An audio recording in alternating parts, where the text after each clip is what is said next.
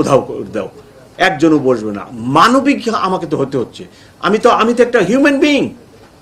আমি কি এই লোকগুলা ফুটপাতে বসে 300, 400, 500 টাকা ইনকাম করে তার পরিবার নিয়ে আছে, আপনি রাতারাতি তাকে বলবেন গেট আউট, এখানে বসতে পারবো না?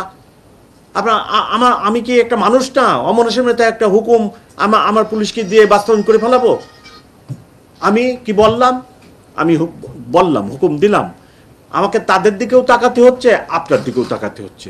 আমি বললাম যে এই হকাররা ফুটপাতে বসুক, হকারদেরকে বলেন যে সে যদি এতটুকু 6 ফিট জায়গা নিয়ে বসে বা 4 ফিট জায়গা নিয়ে বসে, ওইটাকে 2 ভাগ হবে, একজন 2 ফুট আর একজন 2 ফুট, ফুটপাতে বসুক।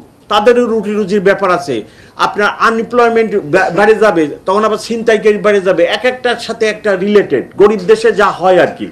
তো আমি তাদেরকে এসি সাহেবকে নির্দেশ দিলাম, পরবর্তীতে আমার এডিশনাল কমিশনারকেও আমি পরের দিন সকালে ডেকে বলছি যে ওইখানে রাস্তাটা ফুটপাত হকাররা দখল করবে না, রাস্তাটা দখল করবে না, কিন্তু ওরা ফুটপাতে থাকুক। আপনারা একটা হিসাব নেন, কত লক্ষ লোক আপনার এই রাস্তায় হকারি করে জীবন ধাপন করতেছে। আমি বিশাল এক অফিস, এয়ার কন্ডিশন গাড়ি, এয়ার কন্ডিশন বাসায় থাকি, আর আমার স্বপ্নটাও ওইভাবে রাখবো, হয় না। আমার ওই হকারের দিকে তাকাইতে হবে।